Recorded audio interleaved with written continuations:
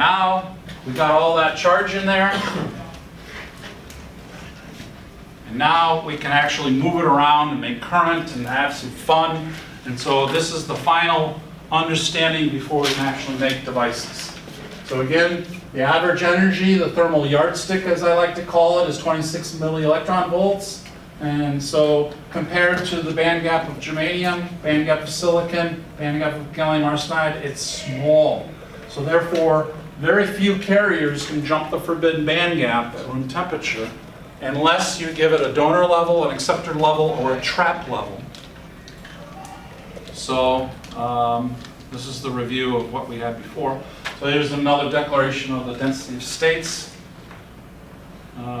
So you can see how it's a small number at the bottom, and it gets parabolically larger as you go deeper into the bands. And we've seen this before, we've seen that before. So then the electron concentration, and again, you're not going to, other than knowing this equation, the interrelationships, you're not going to have to do these kind of derivations on the midterm. How are you doing with that one homework problem looking at the EI level? Have you gotten that far, the homework problem? There's one homework problem that's telling you where is EI relative to the band gap? You haven't even started the homework, did you?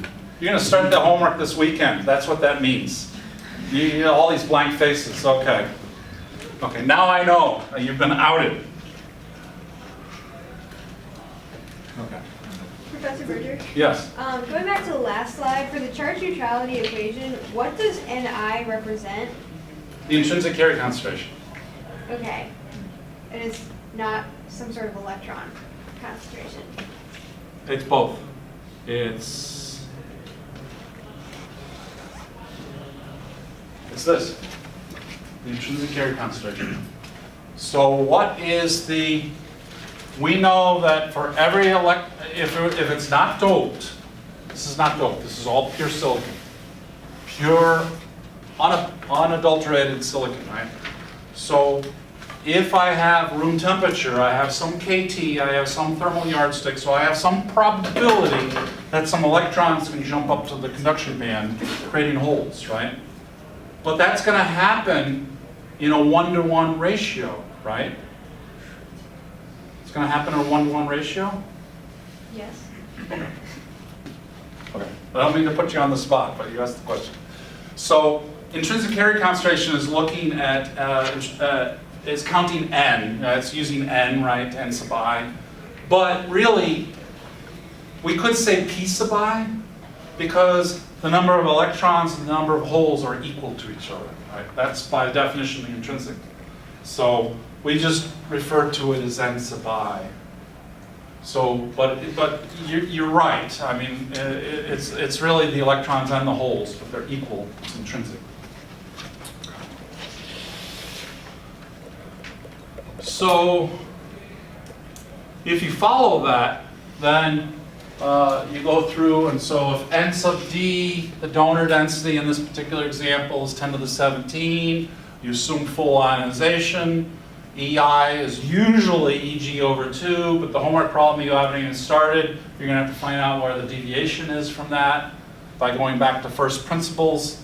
And then, so then the difference, and you find out from this that it ends up being right there, the Fermi level. That's the watermark level. It tells you how electron rich it is. And so, yeah, so here's maybe a magnified view really showing those density of states. So this is a busy diagram because it's trying to show all those graphs on top of each other. So here's the Fermi function on top of the density of states function, on top of the band gap, on top of the carrier density. So it's really trying to show 4 things all on top of each other. I like it, but it might be confusing to you, I don't know. And then if it's got that phosphorus dopant, the donor, it donates an electron right there. So the donor's energetically right there, it donates an electron, and so then I have, it's electron rich. And then I have my sail, right, this sail showing the representation of where the carriers are. And what's the boundary condition on the sail at the bottom? What's the rate limiting step, if you will, the boundary condition on the bottom?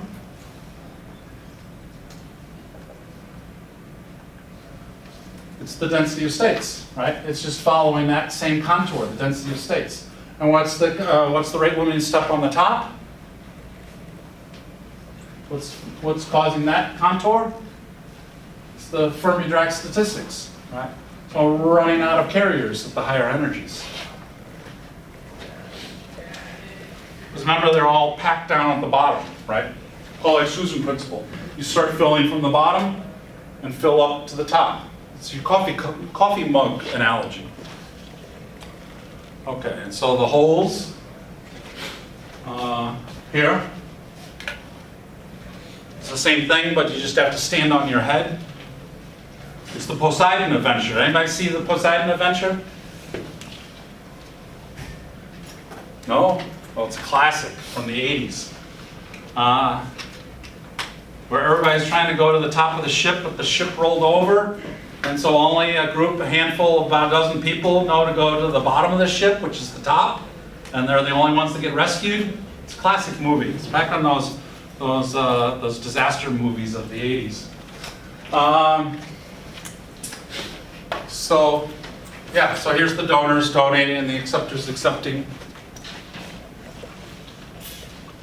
And temperature dependence. So this is, unfortunately, Alania left.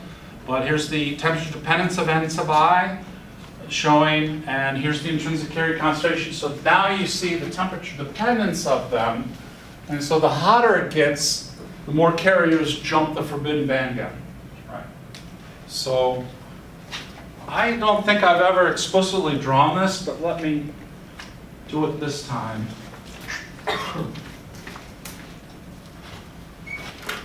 I just want to make this painfully clear. So if you gaffe on the exam, it's not my fault.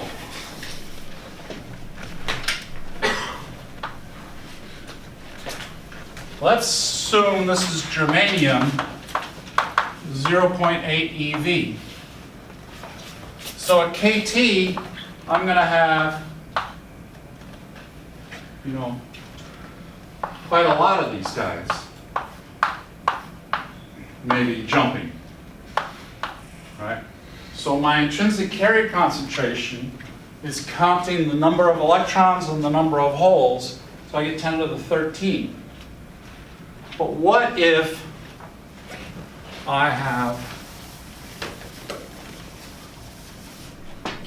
silicon,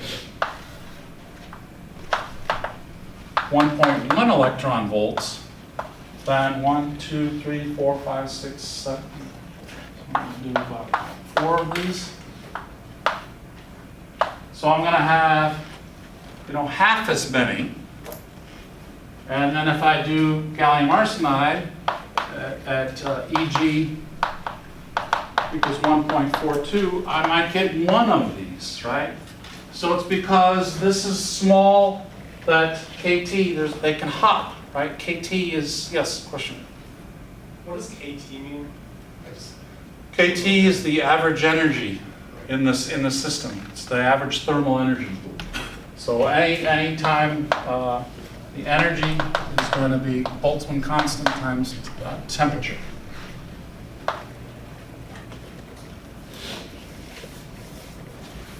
So same temperature.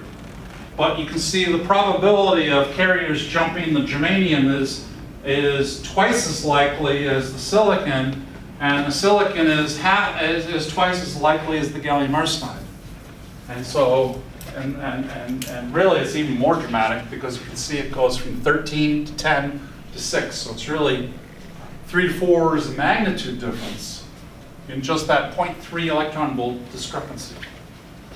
So my arm can't draw that many vectors. So they're donating, and then this is very nice. If you understand this concept, then this should make sense. So what's happening here?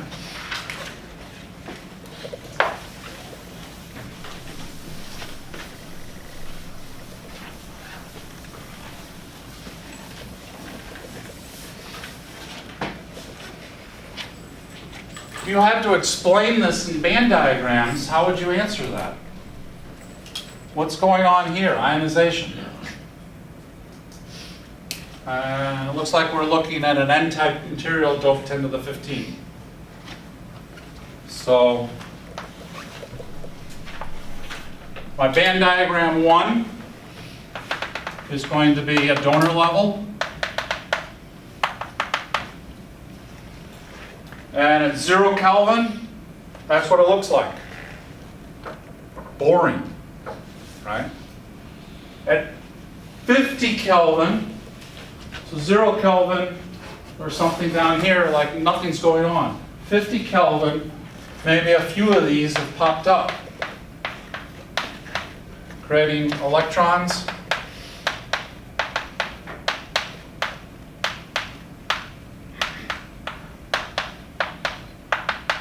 Right?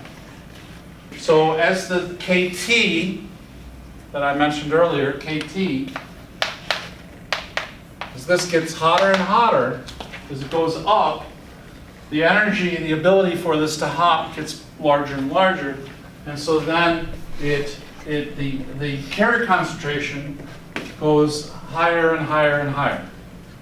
But eventually it saturates here and plateaus, because now at some point every donor has donated, and I've run out of donors. I don't have any more. So that probably happens in the first 50 to 100 Kelvin, actually. So by the time I get to room temperature at 300, if this is a good dopant that's nice and shallow, then it's completely done its thing and it saturates. And then what's happening here? So this is the second band diagram. First one was boring. Second one was the donors are donating. And what's the third band diagram? All of them will be on the top. Yeah, so then I've got,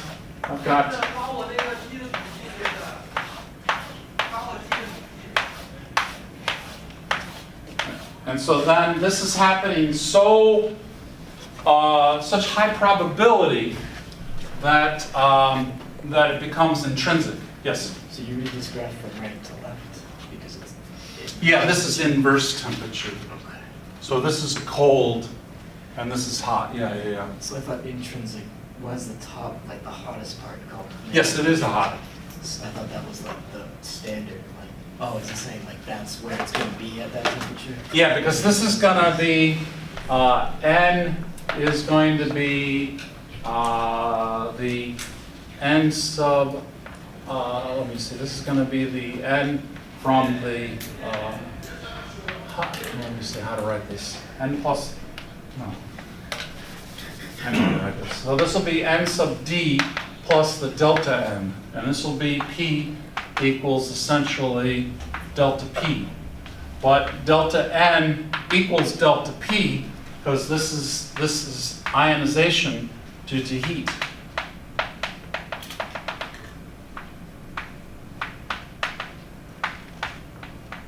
So the extra down here is the delta P, the extra up here is delta N, and I have, this is my N sub D, these. So N is N sub D plus the delta, the augmentation due to the ionization. The holes are also this, and as it gets hotter, and delta N and delta P are equal to each other. So as this gets hotter, this becomes a smaller and smaller fraction of this. And that's why this goes from 10 to the 15 to 10 to the 17. So in this particular case, right here, that data point right there, that is 10 to the 15 plus 10 to the 17 equals 1.01 times 10 to the 17. And what do we have down here? We have 1.00 times 10 to the 17. So these are, by all intents and purposes, equal to each other, right? And so therefore, we actually use the term intrinsic, even though it's doped, because it's lost its doping efficacy. It's no longer behaving as a doped material. It's behaving as an undoped material because N and P are in a 1-to-1 ratio. Yes? So once it reaches a high enough temperature, is it that the electrons start popping off the silicon, for instance, or whatever? Yeah, covalent bonds are breaking, yeah. So instead of coming from the holes or P-type or N-type, it's coming from the actual crystal itself? Yes, yes, it's not coming from the donors or acceptors, yeah. Yeah, well, the donors and acceptors only did that first part, yeah. What temperature would that typically be? It'd be higher than room temperature, I would assume. It depends on the band gap, and so that's why there's sort of, so germanium, some semiconductors need to be cooled to operate. Like if you're using mid-infrared detectors, you probably need to cryogenically cool them because their band gaps are like 0.3 electron volts. Silicon can operate at room temperature. Germanium and silicon can clearly operate in the Sahara Desert, but I wouldn't put it near a combustion engine very close, or I wouldn't put it near an aircraft jet, a Rolls-Royce or General Electric jet engine, because that's going to get too hot. So then the last thing is we need to have our race up on the 6th floor. How do the carriers move? Well, it's drift and diffusion. And drift is by electric field. Bands tilt, and they move as a function of the electric field driving it. And so the key here, so here's the key point is most current moves by drift or diffusion. Drift is driven by electric field. Drift is dominated by the availability of free carriers. And diffusion is dominated by the concentration gradient. So the higher the slope, the more the current. And so remember, I attach my battery, and the positive voltage pushes this down, the bands tilt, electrons roll down, holes roll up. And here's through the Einstein relation, you actually see that D and mu are actually interrelated through the Einstein relation. And here's drunkard's walk, essentially. I don't know if that's politically correct to say it today. And so then you can see the electric field will hurt it, but the carriers are scattering, right? They're scattering off the lattice, they're scattering off the phonons, they're scattering off the ionized donors, they're scattering off the ionized acceptors, they're scattering off the point defects, right? So there's all this scattering going on, usually. And this is the Felix-Baumgartner effect, right? So it's scattering. As it re-enters the atmosphere, it's going to scatter and it'll slow down. So there's going to be an ensemble. There's going to be an average velocity for electric field, which will lead to the mobility. So the mobility is a figure of merit for the ability for the carriers to move through. And then resistivity. And then the temperature-dependent mobility, this is nice. So the temperature-dependent mobility is looking at the lattice scattering, which is the phonons, and the impurity scattering. So as it gets cold, the carriers, the electron going past an ionized impurity, it's going past that ionized impurity very slowly, so it scatters. So its effective mobility goes down. And if it gets hotter, there's more phonons, so that also brings it down. So there's kind of a preferred zone. And so I drew this showing that as the impurity concentration, because this is the impurity, this asymptote is the impurity scattering. So as the impurity gets, dopants get higher and higher, obviously my impurity scattering gets more and more, and so therefore my mobility drops. This is mobility. So my mobility drops. But the phonons is about the same because that's still a temperature-dependent phenomenon. And so here you can see the mobility is a function of purity concentration. So the more dopants you put in, the worse the mobility is. And we're almost to the end, right? Hall effect, mobility. So you can measure. Hall effect allows you to measure the mobility. And then you get into the high electric fields, the Felix-Baumgartner effect, right? So the voltage is, the velocity is linearly dependent on electric field until you get to some point where it's like the friction of going through the lattice slows it down. So, and then the last thing is the optical processes, where now we have all these different energy levels, so we can absorb, we can emit.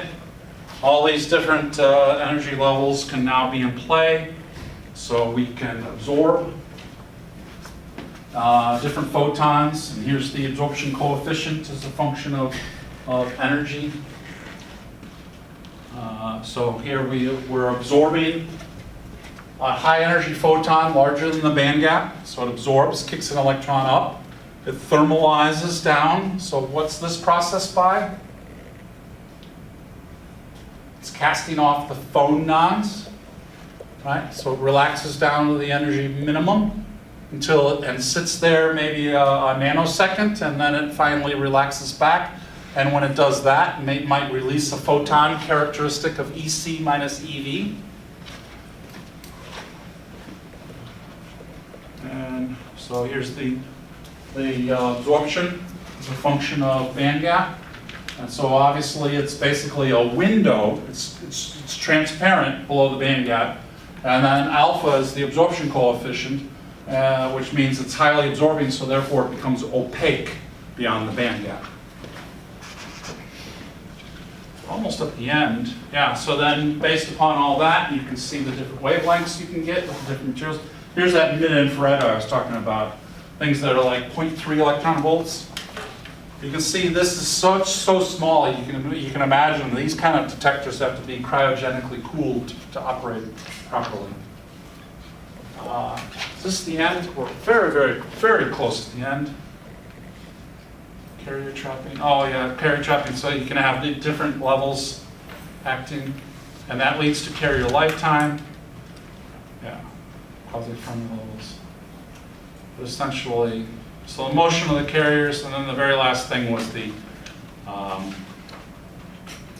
it's really the Heisenberg uncertainty. The Haynes-Shockley experiment showing the interrelationship of drift and diffusion, of diffusivity and mobility through the Einstein relation. So that was the big takeaway here. Okay. Let me take a drink of water and answer any questions if I haven't exhausted you yet. Can you explain why the electron trickled down in that figure you just showed? What caused it to trickle down?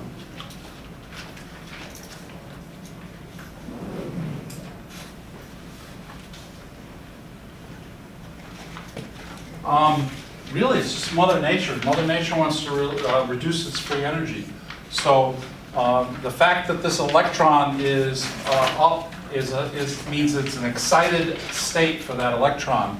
It's got a lot of energy. It's like throwing a ball up into space, and so it hits its parabola, and then eventually gravity will pull it back down. So it will, if you excite it, if you stimulate it with light, with heat, with a p-n junction injecting, you can get it up into this excited state, but given it enough time, it will relax back down to its ground state. It wants to come back to its home, right? We all want to round first, second, third base, come home. We all want to go home for Thanksgiving, see our family, right? So it just wants to reduce its free energy.